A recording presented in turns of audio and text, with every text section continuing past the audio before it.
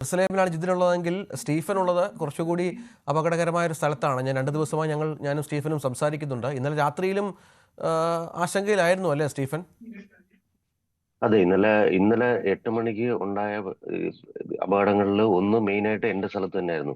ആ, ഞാൻ നിൽക്കുന്നത് കിരിയാത്തുകാട്ട് എന്ന് പറഞ്ഞ സ്ഥലത്താണ്. കിരിയാത്തുകാട്ടില് ഇവിടെ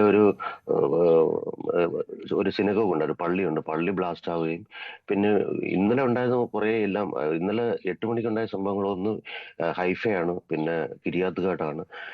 ഹൈഫയും കിരിയാത്തുകാട്ട് പിന്നെ വളരെ അങ്ങനെയുള്ള സ്ഥലങ്ങളാണ്. ഇന്നലെ ആ സമയങ്ങളിൽ വലിയ കാഷ്വാലിറ്റി ഒന്നും ഇല്ലായിരുന്നു.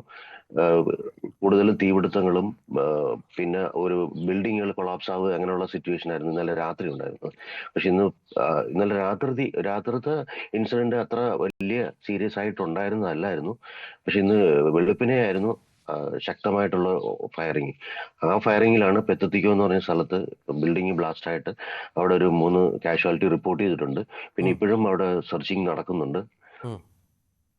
ഈ ബിൽഡിങ്ങുകൾ എന്ന് പറഞ്ഞാൽ സർക്കാർ ബിൽഡിങ്ങുകളാണോ അതോ സ്വകാര്യ ബിൽഡിങ്ങുകളാണോ? ഏത് തരത്തിലുള്ള കെട്ടിടങ്ങളാണ് ഈ നമ്മുടെ ദൃശ്യങ്ങളിലൊക്കെ തകർന്നായിട്ട് കാണുന്നത് സ്റ്റീഫൻ? ഈ അത് ഇവിടുത്തെ ഫ്ലാറ്റ് സമുച്ചയമാണത്. ഉം. ഫ്ലാറ്റ് വ്യക്തികളുടെയാണ്. സമുച്ചയമാണ്. പിന്നെ ഈ ഇപ്പൊ നിലവില് നമ്മൾക്ക് അധികം കാഷ്വാലിറ്റി ഇല്ലാത്തതിന്റെ കാരണം എന്ന് പറഞ്ഞാല് നമുക്ക് ഈ പറഞ്ഞ ബാലിസ്റ്റിക് മിസൈൽ വരുന്നതിന് തൊട്ട് മുമ്പായിട്ടുള്ള ഇവിടുത്തെ IDFന്റെ പ്രിക്കോഷൻസ് നമുക്ക് കിട്ടുന്നതുകൊണ്ട് നമുക്ക് തൊട്ടടുത്ത സുരക്ഷിതമായ സ്ഥലങ്ങളിലേക്ക് മൂവ് ചെയ്യാനായിട്ട് നമുക്ക് ഒരുപാട് സമയം കിട്ടുന്നുണ്ട്. ഉം. എത്ര ആ സമയം? ഒരു അഡ്വാൻറ്റേജ് വെച്ചിട്ടാണ് ഇപ്പൊ നമ്മൾക്ക് അധികം കാഷ്വാലിറ്റീസ് വരാതെ നമുക്ക് വരുന്നതിന്റെ ഒരു കാരണം അത് തന്നെയാണ്. മെയിൻ കാരണം അത് തന്നെയാണ്. ഉം.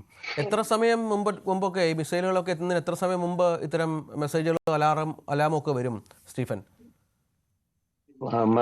നമുക്ക് ഒരുപാട് എങ്ങനെ പോയാലും ഒരു 5 മിനിറ്റ് സമയം എങ്കിലും എടുക്കാറുണ്ട്. പിന്നെ ഈ രണ്ട് രീതിയിലാണ് രഞ്ജിത്തെ നമുക്ക് അതിന്റെ വരുന്നത്. ഞാനത് ഇന്നലെ നമ്മൾ സംസാരിച്ചപ്പോൾ ഞാൻ അതിന്റെ ഒരു സാമ്പിൾ ഞാൻ രഞ്ജിത്തിന് തന്നിട്ടുണ്ടായിരുന്നു. ഉം. ആ കാണുന്ന നമുക്ക് ആദ്യം നമുക്ക് പ്രിപ്പയർ ആവാനായിട്ട് ഒരു മെസ്സേജ് വരും. അതിനുശേഷം നമ്മൾ നിൽക്കുന്ന സ്ഥലത്തേക്ക് വരുന്ന ആം, ആ മിസൈല് വരുന്നതിന്റെ തൊട്ട് മുമ്പ് തന്നെ വീണ്ടും ഒരു അലാറം വീഴും. ഉം. അപ്പോഴത്തേക്ക് തന്നെ നമ്മൾ ഈ പറഞ്ഞ ഏതെങ്കിലും സ്ഥലത്ത് ഇൻ കേസ് ഒരുപാട് നമുക്ക് ഇത്ര മീറ്റർ അനുസരിച്ച് അത് ഇവിടുത്തെ ഓരോ സ്ഥലങ്ങളുടെ ജിയോഗ്രാഫിക്കൽ സ്ട്രക്ചർ അനുസരിച്ചിട്ട് ജനവാസ കേന്ദ്രത്തിന്റെ ഇതൊക്കെ അനുസരിച്ചിട്ട് ഈ ബങ്കറിന്റെ എണ്ണം ഒക്കെ കൂടുതലുണ്ടാവും. ഉം. അതനുസരിച്ച് നമുക്ക് ഏതെങ്കിലും ഒരു സുരക്ഷിതമായ സ്ഥലത്തേക്ക് മാറാൻ വളരെ ഈസി ആയിട്ട് പറ്റുന്നുണ്ട്. ഉം. ഏതായാലും 2-3 ദിവസമായി ഉറങ്ങിയിട്ടെന്ന് തോന്നുന്നു അല്ലേ? ഈ ഈ പറഞ്ഞ കണക്ക് വെളുപ്പാങ്കാലത്തൊക്കെ അലാറം ഒക്കെ വീഴുമ്പോഴത്തേന് അലാറം ഭയങ്കര സൗണ്ടാണ്, നമുക്ക് പിന്നെ ഉറങ്ങാൻ പറ്റത്തില്ല. ആ, ജിതിൻ ഈ അതായത് പറഞ്ഞു പറഞ്ഞു. അവരുദ്ദേശിക്കുന്നത് അത് തന്നെയാണ് കാര്യം.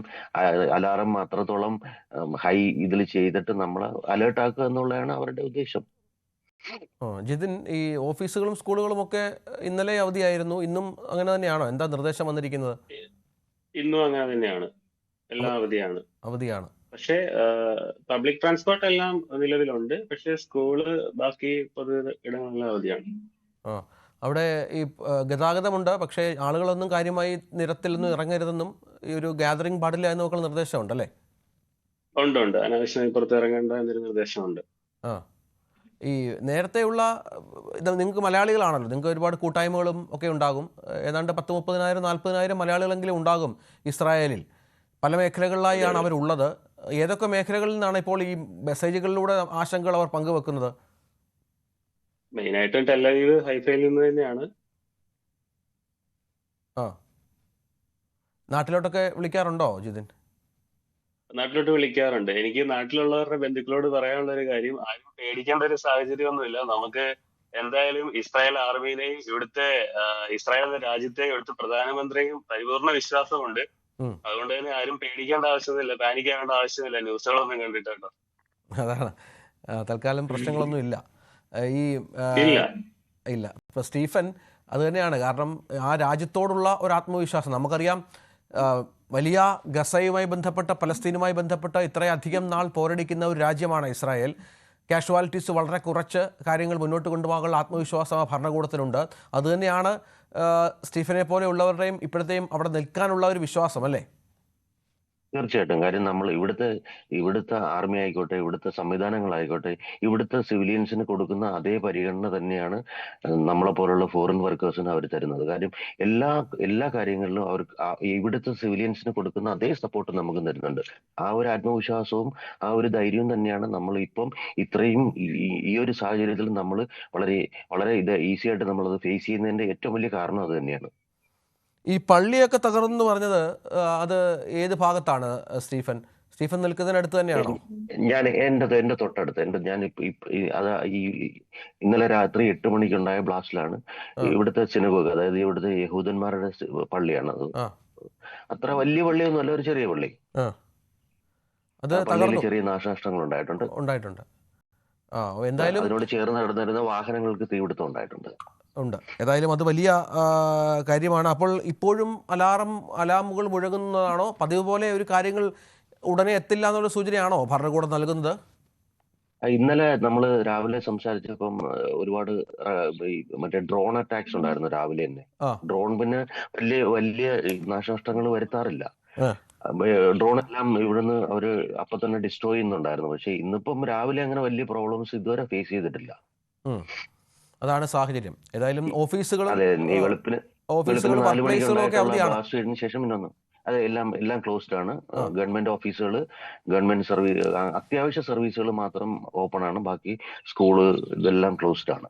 ശരി ശരി ശരി. ഏതായാലും ജിതിനും ഒപ്പം സ്റ്റീഫനുമാണ് നമ്മോടൊപ്പം ചേർന്നത്. ഇനിയും ബന്ധപ്പെടാം. സുരക്ഷിതരായി ഇരിക്കുക രണ്ടുപേരും.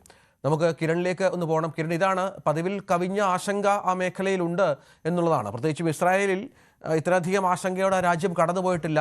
ഒപ്പം ഇറാനിലും വലിയ അറ്റാക്കുകൾ നടക്കുന്നുണ്ട്. ഇറാൻ്റെ പ്രധാനപ്പെട്ട നേതാക്കളെ വധിച്ചു.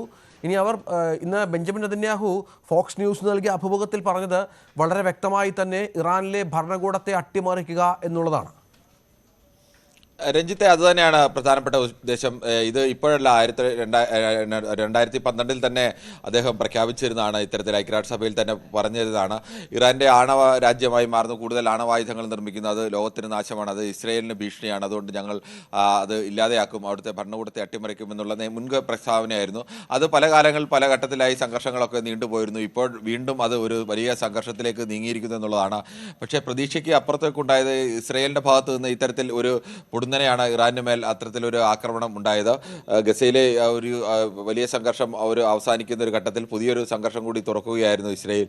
ആ ഘട്ടത്തിലൊക്കെ ഇസ്രയേലിന്റെ ഈ ആക്രമണത്തിന് എത്രത്തോളം പ്രതിരോധിക്കാൻ കഴിയും ഇറാന് എന്ന് സംബന്ധിച്ച് വലിയ ആശങ്കയുണ്ടായിരുന്നു. ഇറാൻ ഈ പറയുന്നതിനപ്പുറത്തേക്ക് അവർ അവകാശപ്പെടുന്ന പോലെ ഒരു ശക്തി ഇറാന് ഉണ്ട് എന്നത് ലോകരാജ്യങ്ങൾക്കടക്കം സംശയമായിരുന്നു. പക്ഷേ ഇറാന്റെ ഭാഗത്ത് നിന്ന് അതിശക്തമായ തിരിച്ചടിയാണ് ഇസ്രായേൽ എന്ന് പറഞ്ഞ രാജ്യത്തിന് നേരെ ഉണ്ടായത്. അത് യഥാർത്ഥത്തിൽ ഈ രണ്ട് രാജ്യങ്ങളുടെയും ആയുധ ശക്തിയൊക്കെ പരിശോധിച്ചാൽ അല്ലെങ്കിൽ അത് വെച്ച് നോക്കുമ്പോൾ ഇറാന്റെ ഭാഗത്തു നിന്നാണ് ശക്തമായ ഒരു